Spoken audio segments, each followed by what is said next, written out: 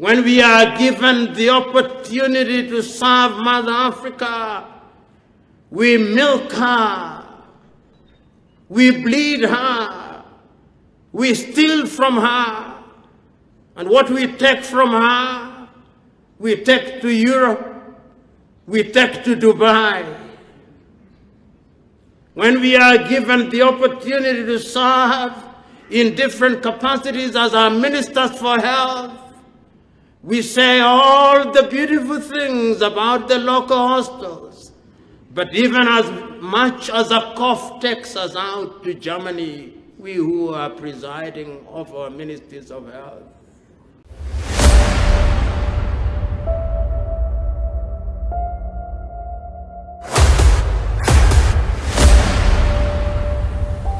This is the journey to one Africa. On and on, in circumstances where the audience can, of their own motion, find out who you are if they needed to be. And what I've done does appear rude, but I think it is necessary rudeness. So that we know that the world of information is available there. If people want information about me, they'll find it. And therefore, let us stick to the agenda of this evening. Let me start by recognizing the government ministers here present, the senior administrators of Eden University, the invited guests who are present in this assembly, for giving me the opportunity to be present with you this evening. And I'll ask, because as a young student, I was taught about Mulungushi and the great role that was played at that time by the late Dr. Kenneth David Kaunda, Julius Kambarage Nyerere of Tanzania, and Apollo Milton Obote of Uganda about Mulungushi, and coming at a time when this country has lost one of the last icons of the struggle for independence, that you grant me the favor of standing up and for 1 minute remembering Kenneth David Kaunda.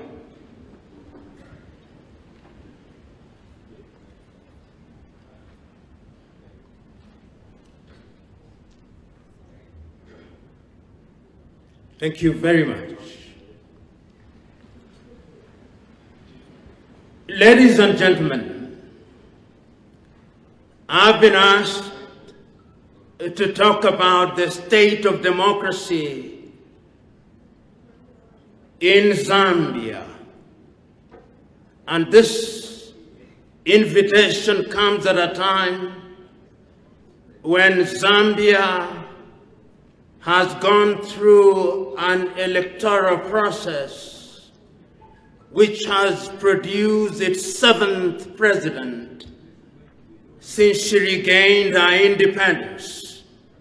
Permit me, therefore, at the very outset, to congratulate President Hakainde Hichilema on his election. Permit me also in the same breath to recognize the former President Eja Chagwalungu for doing what many African leaders must be strongly persuaded to do, to concede defeat when they lose elections. You may take it for granted, but there are many countries in this continent where electoral processes give birth to chaos and conflict. Permit me also to congratulate all the men and women who have been elected into various positions and those who are being appointed to serve in the administration of President Hakainde Hichilema. These are honeymoon days, but I want to remind you at the very outset that the patience of the citizens are normally very short, and the honeymoon days are even shorter. I wish you God's grace as you discharge your function.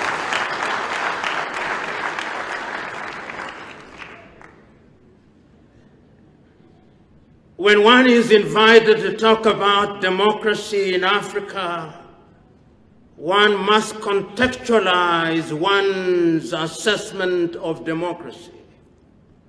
One must quickly remind oneself that today, several years after 55 odd African countries regained their independence from their erstwhile colonizers, Africa still remains a continent that is defined by others.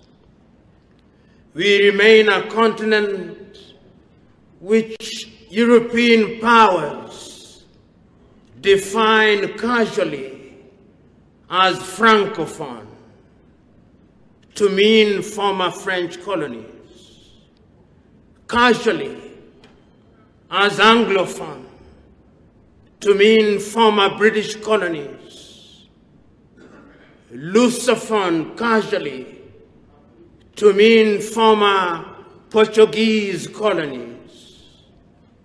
The Italians may not have a phone for themselves, but I believe they do in their guarded moments. The Belgians may be shy, but I believe they do. The latter-day occupants and describers of Africa, whether from the West or from the East, in their quiet moments and the inner sanctums of their machinations, must have a way of defining and denigrating us. That is our continent. Even when we are told about democracy, we are tested on standards that are external to us. When we hold our elections, they are not deemed to be complete until we have a scorecard. And those scorecards will be from the European Union, from the Commonwealth, or some other erstwhile colonizers and the organization that they have created over the years. And it is only when they say that we have passed the litmus test that we are deemed to be democratic. That is the Africa that I'm talking about. The Africa that you have invited me to talk about and to contextualize within Zambia is one that has a painful history and is not perhaps the right occasion to go into the annals of history. But it would be remiss on my part, and indeed on the part of anybody who stood on a podium such as this, not to remember that this continent was enslaved and that our erstwhile enslavers are the ones who now pontificate to us. It would be remiss on my part not to say that those enslavers turned colonizers ran roughshod over us, and that before they ran roughshod over us, they sat somewhere in Berlin, in Germany in 1884, and without any care, they parceled us into spheres of influence, and they dehumanized us. They named our countries as they willed, and even rivers which had long sustained our ancestors, they gave names. So that even today, when I traverse the land of Zambia, as indeed other parts of Africa, I still find lakes called Victoria in honor of a British monarch. I still find a fall called Victoria Falls, not Mosi Otunya. I still find a town called Livingston. I look forward to the day, I hope it will be during the administration of Hakainde Hichilema, that those names will be changed.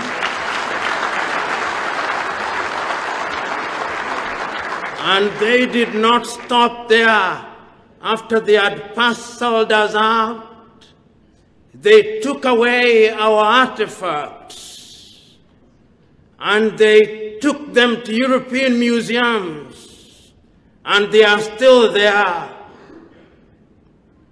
And after they had finished and they were pushed out by our founding fathers in the 1940s, running through the 1950s, we decided that we were not going to be colonized. And I can hear through the vicissitudes of time the immortal words of Ghana's Kwame Nkrumah, that we as Africans would prefer to live in freedom rather than to live in servitude. And there was not only Kwame Nkrumah. Here in Zambia, you'll remember the selfless efforts of Kenneth David Kaunda. You will remember great Africans such as Modibo Keita in Mali, Ahmed Ben Bella in Algeria, Gamal Abdel Nasser in Egypt, Kambarage Nyerere in Tanzania, Ahmed Sékou Touré in Guinea, Leopold Sédar Senghor in Senegal, Apollo Milton Obote in Uganda, Jomo Kenyatta in Kenya, Haile Selassie in Ethiopia, and much later you will remember Sobukwe in South Africa, Mandela, NATO, Marshall, Nkrumah, and many other stalwarts who stood so very firm. And I remember so very distinctly on the 6th day of March 1957, when the then Gold Coast regained our independence as Ghana, with the Osagyefo Kwame Nkrumah as the Prime Minister. And he said then that the freedom of Ghana meant nothing if the rest of Africa was not free. He said famously then that let us seek first the political kingdom and the rest shall be given unto us. We sought and obtained the political kingdom. The rest has been coming in spits and spats. But those words remain as true today as they were when they were spoken. I remember 2 years later in Casablanca, Morocco, the Osagyefo once again reminded his audience, at least those who cared to listen to him, that the imperialists have left.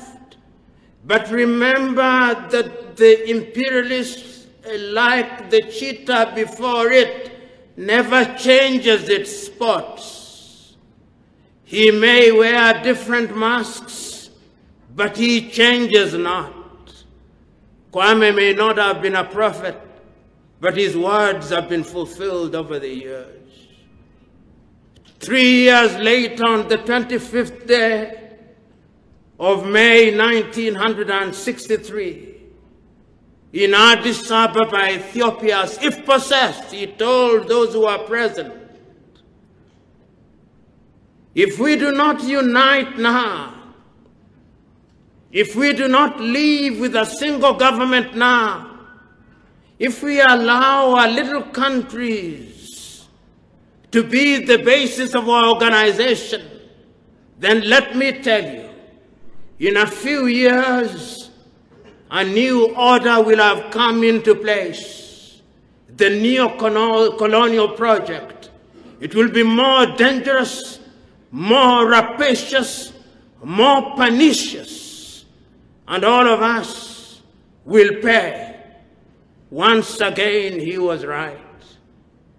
He was even right before he spoke, because in 1961, the man for whom I am named, Patrice Emery Lumumba, had been assassinated by the Belgians.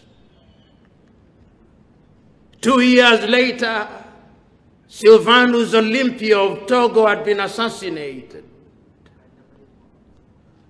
3 years later, the Osagyefo himself had been taken out via coup d'etat.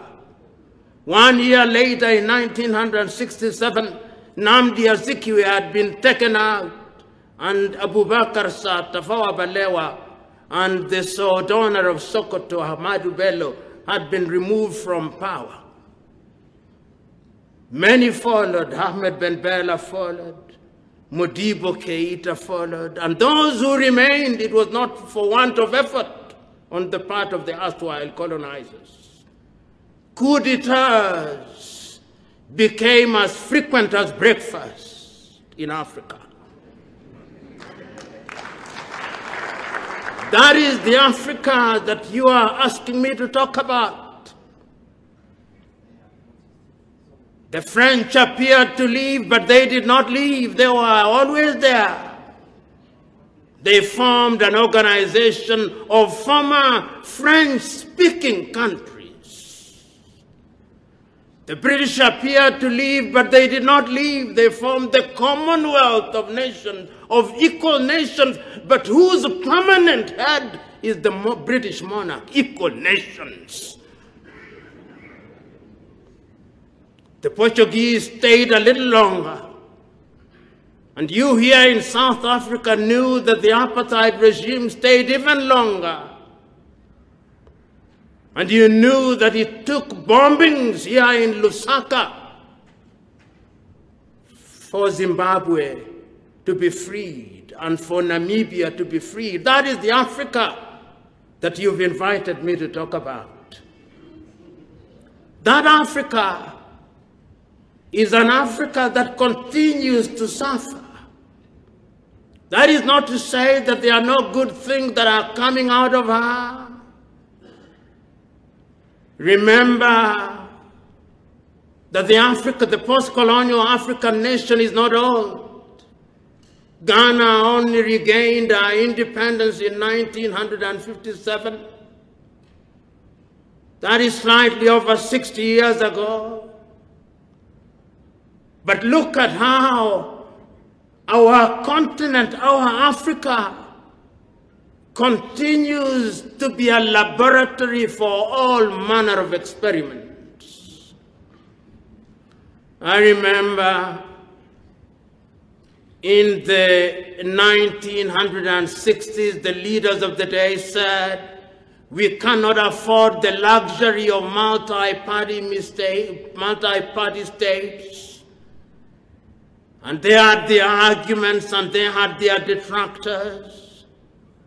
Then Europe and America came and told us democracy equals to multi-partyism, equals to periodic elections, equals to free civil society, equals to all the things that they had conceived in Europe and America. And we swallowed it line, hook, and sinker. Democracy was defined for us. We went through that phase, and there is nothing with democracy. Democracy is innocent. But the thing that is not innocent is the dishonesty of those who want to continue to rape and abuse Africa. So that Mother Africa that you're asking me to talk about and to test and judge Zambia against, what is our state as I speak today? What is our state about our Africa? The Africa about which the Osagyefo said, seek ye first the political kingdom, and the rest shall be given unto you. What was the rest that was to be given unto us? We were to feed ourselves. Question that I want to put on the table to you all, are we feeding ourselves?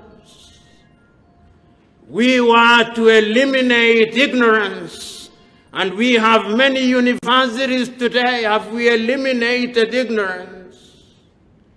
We were to heal ourselves by building hospitals.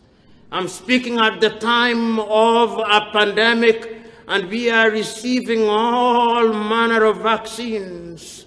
Moderna, AstraZeneca, Sinopharm. They are coming in droves, but if they removed the label, would we know the difference between Moderna and AstraZeneca? Or we simply consume them because we are told they are? That is my Africa. My Africa that was supposed to take care of herself, to build her roads. She has produced engineers to build her airports, to do all the things, because that is what independence meant, to run our airlines. My Africa. The Africa that you've invited me to talk about this evening, let us take a health check of my Africa. Look at her today as I speak. Is she healthy? Would Kenneth David Kaunda, listening to her pulse,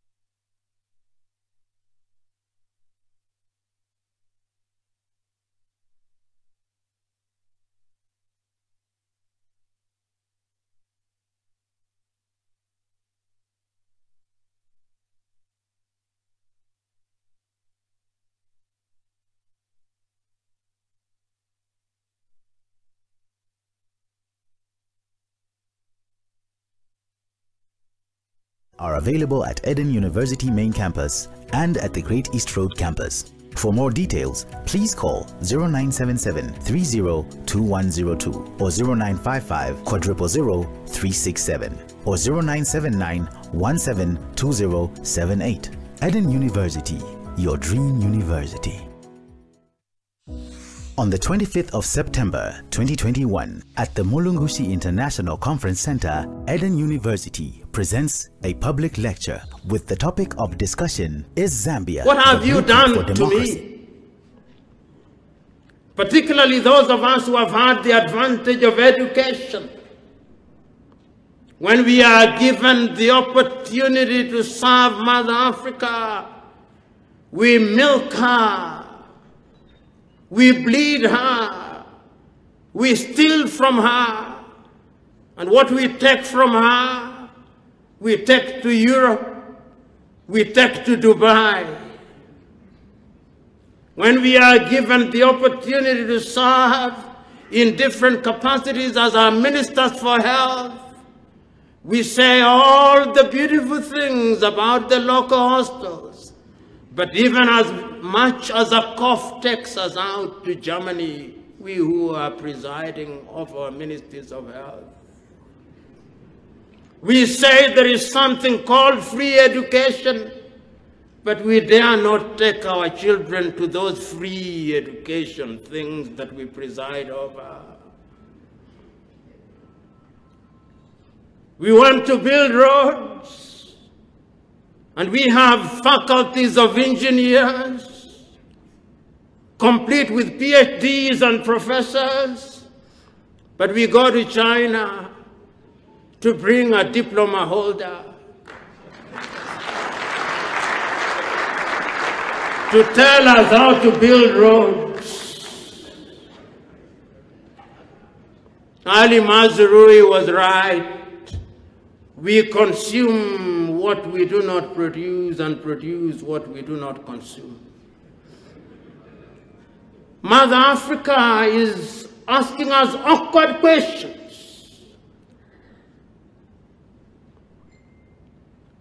And we must answer those questions for this generation and generations yet to be born. It cannot be right that we have a continent that has all the resources in the world, but when we are called to conferences where the human race is discussing important things, we are not there. And if we are not there, and I dare you watch the UN General Assembly when an African leader is speaking, it is empty.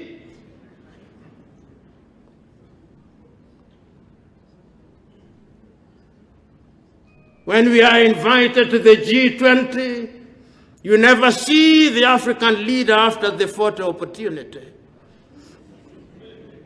When they have the G7, they select a few for the photo opportunity, and thereafter they are disappeared. Amongst the Committee of Nations, we are not respected. These are awkward and painful things to talk about. 1 week ago, I had the misfortune of listening to a French minister speaking in Bamako, Mali. She was a lady, and she was annoyed that the Malians were reported to have entered into an agreement with a Russian mercenary group called the Wagner, who I'm told have operated in Madagascar and in Central African Republic, and they say the French will not allow it. I thought Mali was an independent state. But when she spoke as if she was a school headmistress dressing down a schoolboy. And what disappointed me most, that even some Malians were celebrating that they preferred the Russians to the French, saying that one slave master is better than the other. Those are the depths to which we have sunk as a people, even as we talk about democracy. So, fellow Africans, beyond the sorrows and lamentations, what must we do? How can we redeem ourselves? You know, sometimes I allow myself a little imagination and a little melodrama. And I heard the preacherman preach and pray before we started. And he prayed, among other things, that we should speak things that can change Africa. I have no problem with prayer. We must pray because God is omniscient and omnipresent. But this misguided belief by Africans that everything can be prayed into being is misguided.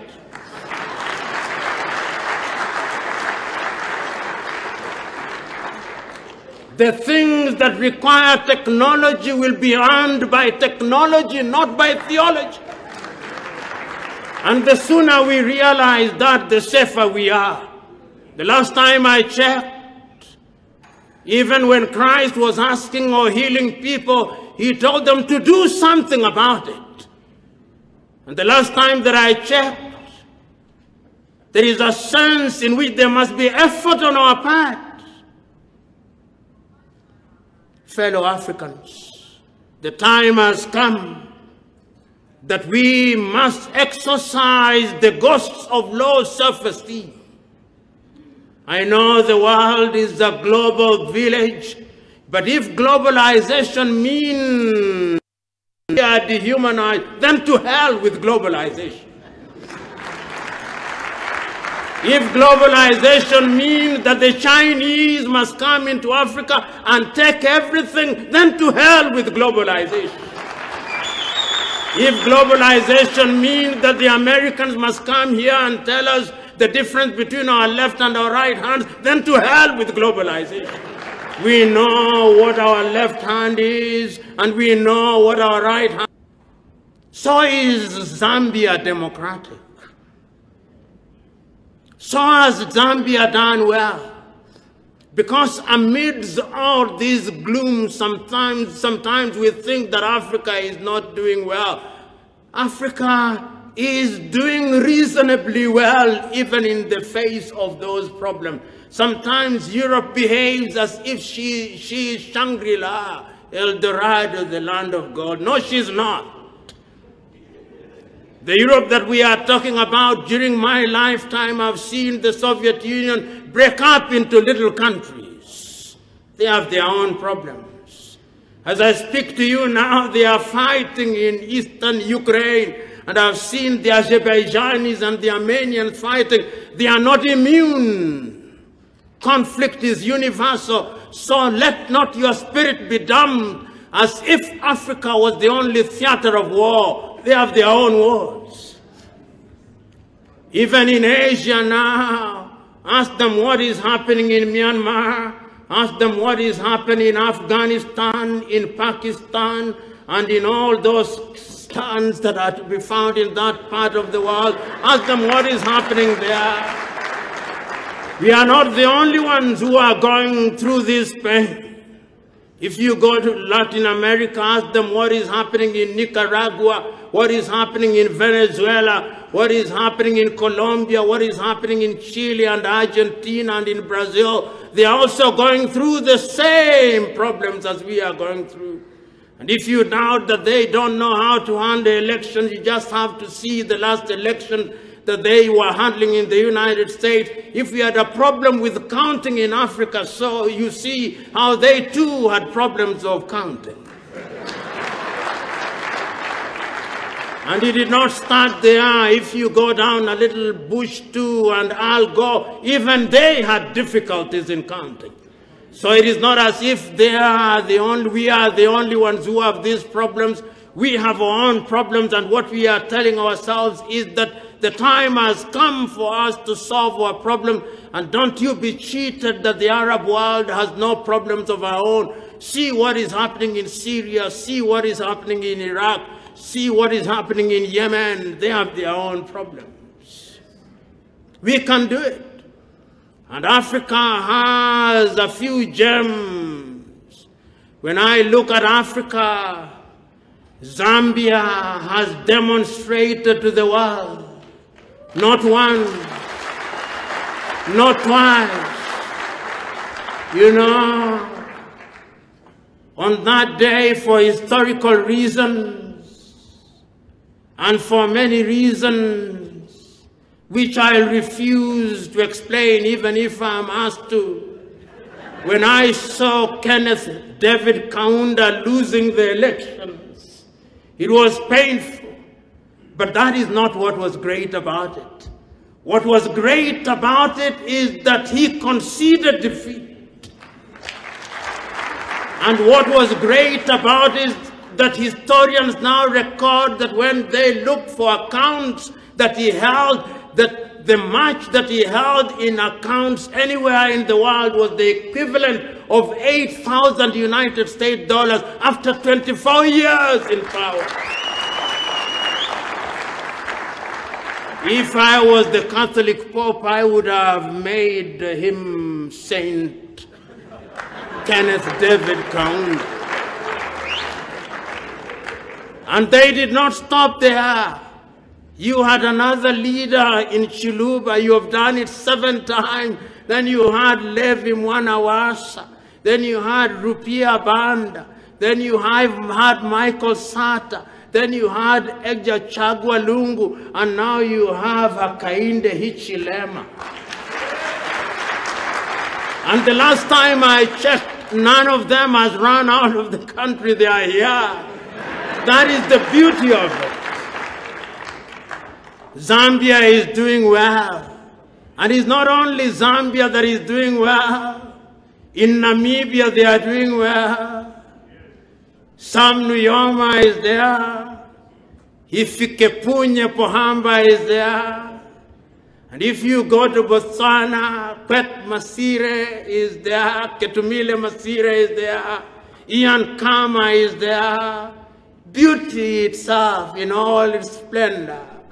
If you go to Angola, I'm happy that the former president is now back home. Whether they'll punish him is another debate, but he is at home. And when I go to Mozambique, I'm happy that Armando Guebuza is at home. And when I look